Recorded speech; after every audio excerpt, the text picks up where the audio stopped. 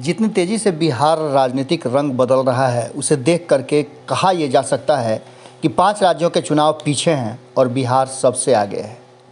ऐसी स्थिति में भारतीय जनता पार्टी और नीतीश कुमार, जो अपने आप को बड़े रणनीतिकार कहते हैं, जहां एक तरफ भारतीय जनता पार्टी दुनिया की सबसे बड़ी पार्टी होने का दावा करती है, वहीं नीतीश कुमार पिछले 16 साल से जिस तरह से बिहार पर और बिहार की सत्ता पर काबिज हैं, उसे देख करके दुनिया ये कहती है कि नीतीश कुमार सबसे बड़े रणनीतिकार हैं। चाहे साथ किसी का भी हो, लेकिन कुर्सी उनके हाथ में रहती है। लेकिन कहीं ना कहीं नीतीश कुमार और भारतीय जनता पार्टी से एक बड़ा चूक हो गया है और ये चूक दोनों पर भारी पड़ने वाला है।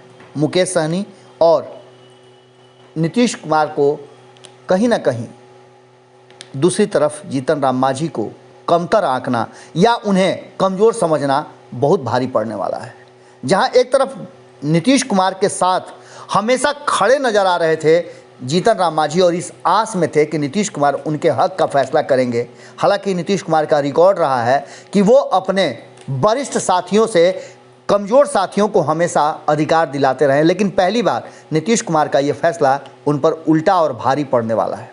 आपको पता है कि बिहार में 24 सीटों के एमएलसी के जो चुनाव होने थे, उस चुनाव को लेकर के नीतीश कुमार पर निगाहें टिकाई हुई थी एक तरफ जहां जीतन राम मांझी ने, वहीं मुकेश सहनी भी बार बार नीतीश कुमार में अपनी आस्था जता करके इस बात की तरफ हमेशा इशारा कर रहे थे कि नीतीश कुमार उनके हक हुकूक की लड़ाई भारतीय जनता पार्टी से लड़ेंगे।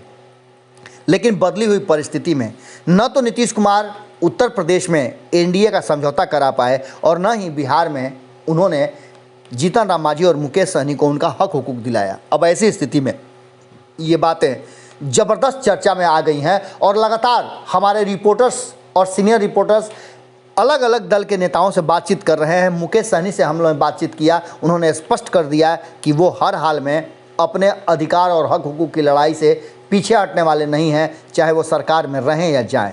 वहीं दूसरी तरफ जीतन राम मांझी ने स्पष्ट कर दिया है कि मुझे पूरा उम्मीद है कि नीतीश कुमार फैसला करेंगे और फैसला कहीं ना कहीं हमारे हक हुकूक की होगी। बार बार आपने देखा होगा कि जीतन राम मांझी कोऑर्डिनेशन कमेटी की बात करते रहे हैं और किसी भी बात के लिए उन्होंने कहा है कि हमें छोड़ करके आपस में फैसला कर लेना भारतीय जनता पार्टी और नीतीश कुमार के लिए ठीक नहीं है। अब आपको बता दें कि एमएलसी की जो 24 सीटों के चुनाव होने हैं, उसको लेकर के जहां एक तरफ तारकिशोर प्रसाद ने स्पष्ट कर दिया है और दिल्ली से लौटने के बाद उन्होंने दिल्ली में ही लगभग कह दिया था कि वो अपनी सीटों पे कोई समझौता नहीं करेंगे। अपनी सभी 13 सीटों पे वो अपने उम्मीदवार उतारेंगे और चुनाव जीतने की कोशिश करेंगे। इस बीच में आपको हमने बताया था कि विजय कुमार चौधरी के साथ जो शिक्षा मंत्री हैं नीतीश सरकार में और नीतीश के बहुत करीबी हैं, अक्सर आप उनको नीतीश कुमार के साथ देखते होंगे, उनके और तारकिशोर प्रसाद के साथ बातचीत के दौरान जो चीज़ें सामने निकल कर के आई है, उसमें 13-11 का फार्मूला तय हुआ है। नीतीश कुमार 12-12 के फार्मूले पर समझौता चाहते थे, लेकिन ये समझौता 13-11 का हुआ है और 13-11 के फार्मूले में नीतीश कुमार ने जीतन राम मांझी और मुकेश सहनी को किनारे कर दिया है। अब ऐसी स्थिति में मुकेश सहनी और जीतन राम मांझी फैसला लेने के लिए स्वतंत्र हैं।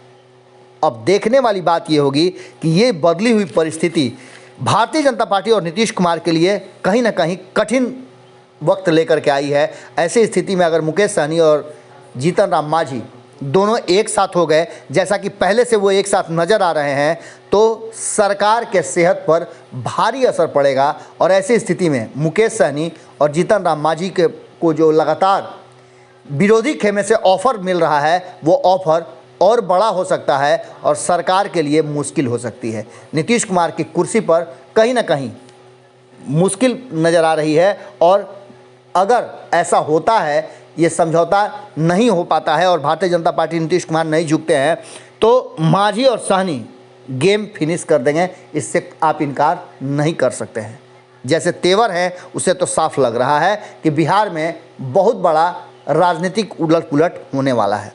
अब इसे आप एक बड़ा खरमंडल के रूप में देख सकते हैं जो बिहार की राजनीति में जीतन राम मांझी और मुकेश सहनी लेकर के आ रहे हैं। जुड़े रहिएगा भारत लाइव के साथ, खबरें अभी और भी हैं। अगर ये वीडियो पसंद आई और वह बिहार के राजनीति और बिहारियत से सरोकार रखेनी तो सब्सक्राइब बटन दबा के चैनल के सब्सक्राइब कर ली। ओजे एगो घंटी बा, ओकरा बटन दबा देला से कुल सटीक और मारक खबर रुआ मुफ्त में मिल जाई। अगर रउआ पत्रकारिता के हमनी के नया प्रयोग में सहयोग कर चाहतनी तो ज्वाइन बटन दबा दी। पेटीएम नंबर नोट कर ली 9386816700। धन्यवाद।